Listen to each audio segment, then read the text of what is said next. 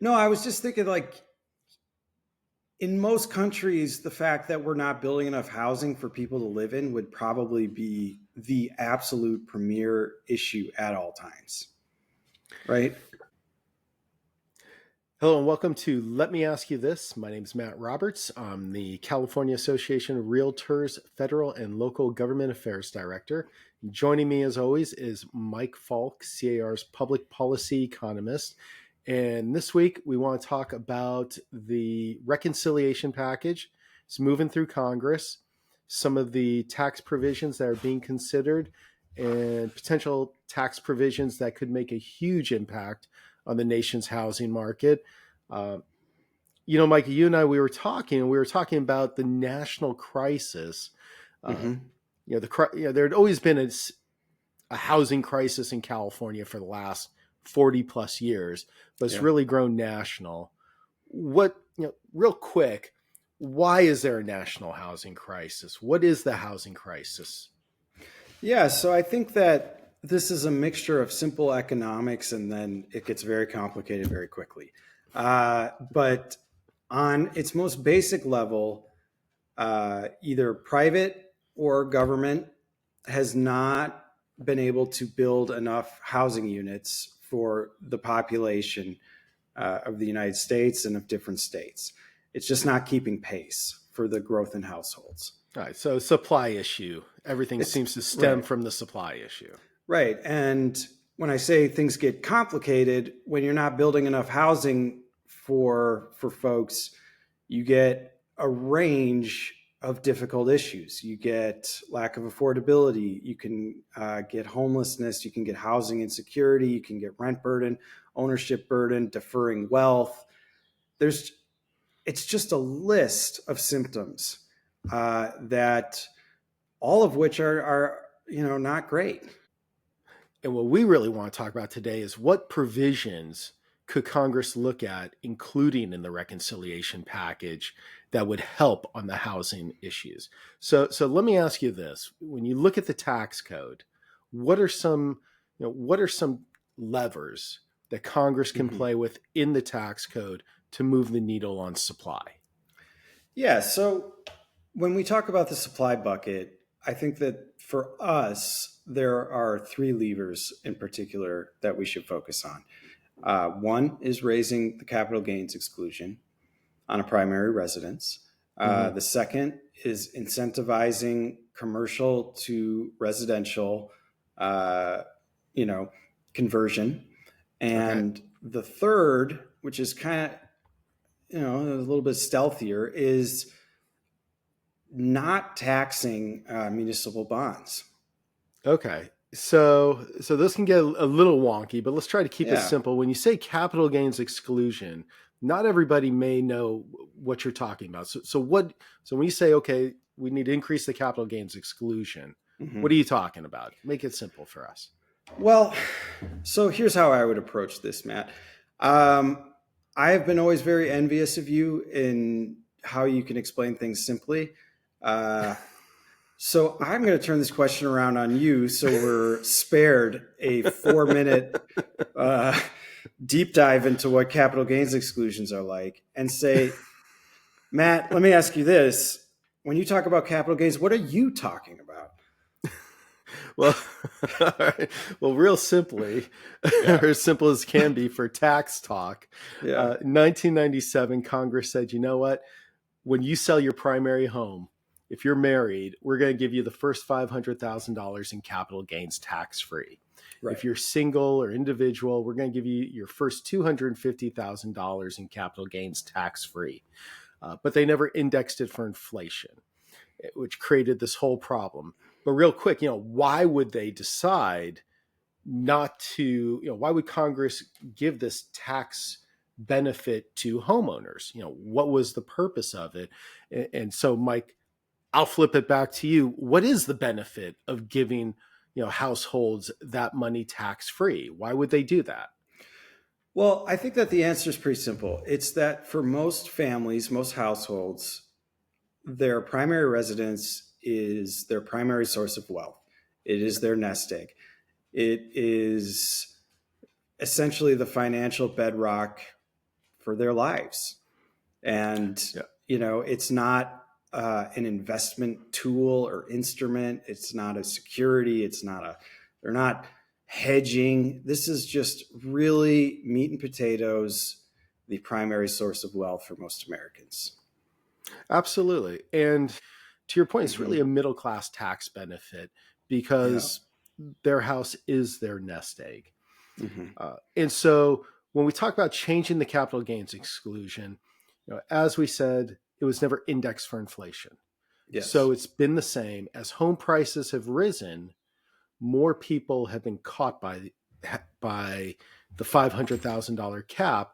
Right. And so really all we're asking is if you double it, you're essentially bringing it to the level it would be if it had been indexed for inflation. If Congress had indexed it, it would essentially be $1 million today. And so double it, index it for inflation. There's already a bill. It's got lots of co-sponsors. It's bipartisan. HR 1340. More homes on the market can be easily plug and played right into the reconciliation package.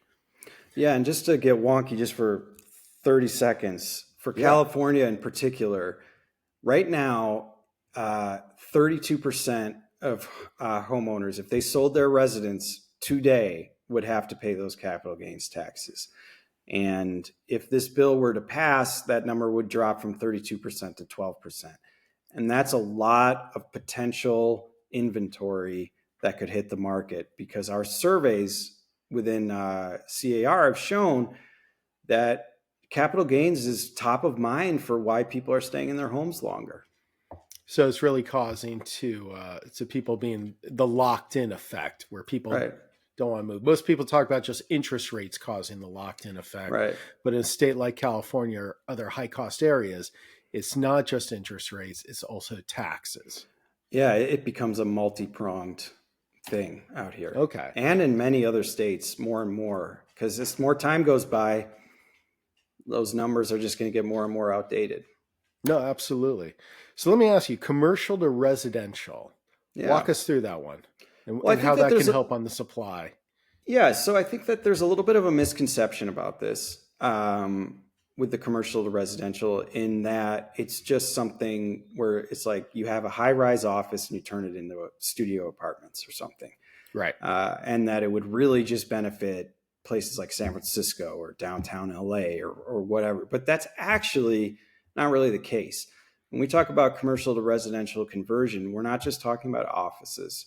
We're talking about strip malls. We're talking about warehouses, industrial parks that might not be in use, or even really, and there's a lot of this are laying around, just vacant commercial land that, Yeah. that folks are just sitting on. Yeah, I think you make a good point that commercial really does mean any commercial property. I think coming out of COVID, most people just assume, okay, well, nobody's going back to the offices. So the commercial to residential is just these empty high rises. But no, it's really any commercial property that's simply not being utilized.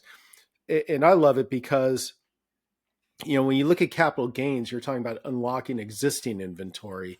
And then when you look at commercial to residential, you're talking about addressing, the supply crisis by actually creating brand Mm-hmm. new inventory for sale. So, all right. So the third one you talked about was municipal bonds and the Yes. tax treatment of the interest on municipal bonds. Right. And real simply, not everybody may realize this, but if you if you're an investor and you invest in, buy a municipal bond, at the federal level, you don't pay tax on that interest for the most part. Right. That is that tax benefit. And as Congress looks around for uh, revenue offsets for the reconciliation package, one of the items that they've talked about is, okay, well, maybe we could take away that tax benefit from municipal bonds. So what would the impact be if suddenly the interest was taxed on municipal bonds? Yeah. So this can seem maybe a little esoteric, but municipal bonds fund everything from sewers, roads, schools, and also affordable housing. And when we talk about supply, I should say that when we talk about the need to increase supply, we're talking about everything. We're talking about home ownership, housing. You just need units. And by making a municipal bond a less attractive investment option, you could potentially really be hurting, development of more housing funded by local communities. So the city of Los Angeles would counter that by increasing the interest rate that has to be paid on it. Yeah. So if the city has to pay higher interest rate to you, the investor, then they have to do that by increasing taxes. It just simply makes every project more expensive. Right. I mean, they would have to increase taxes, but it's a good thing that California lawmakers don't really like to do that. So, okay, Mike. So you talked about the supply side. At the beginning, you said, okay, you got the supply crisis, and that impacts affordability. mhm. So, is there something that we should be looking at, or that Congress should be perhaps not doing to not exacerbate the affordability crisis that has come from the supply shortage? Yeah. So again, three things. One is don't touch the mortgage interest deduction. Okay. Two, don't touch the mortgage finance system. And three, increase the SALT or state and local tax deduction. Okay, let's start with SALT first. Okay, so let me ask you, Mike. Some people say that the state and local tax deduction isn't that big of an issue. Not that many people take it. But we're talking about it today as an affordability issue for people who want to buy homes. Yeah. So let's look at it from that perspective. California's median home price, and C.A.R. just came out with the March numbers. What is the median home price here in California? $865,000. Okay. And so the average property tax here in California works out just over 1% once you include the local bonds and everything. So about 1.25%. So the property tax for someone buying the median price home in California already puts you over the $10,000 cap. That's right. And that doesn't even include their income taxes, correct? That's right. Okay. So having that $10,000 cap on home buyers right now in California creates an affordability problem. Just creates another hurdle, and it just makes the math a little bit harder to pencil. Just one more thing to make it harder to pencil. Yeah. And we should put out there in full disclosure, because conflicts ought to be known. Mike is that new home buyer. And so this is part of what he was penciling in, unfortunately. It's hard. Yeah, it is. So the first affordability issue that you had mentioned was the mortgage interest deduction. And and again, just like SALT, going back to 2017, up till 2017, the mortgage interest deduction was $1 million. So you could deduct the interest on a mortgage up to the principal balance of $1 million. 2017, the Tax Cuts and Jobs Act drops it down to $750. Mm-hmm. When you look at interest rates today, you look at home prices, what would the impact be of dropping the MID down to, say, $500,000, or even eliminating the mortgage interest deduction? Yeah, so this really hurts affordability, in particular for new buyers who are going to be paying off a lot of interest on those new mortgages right from the get-go. And with home prices being elevated and rates being elevated in the high sixes,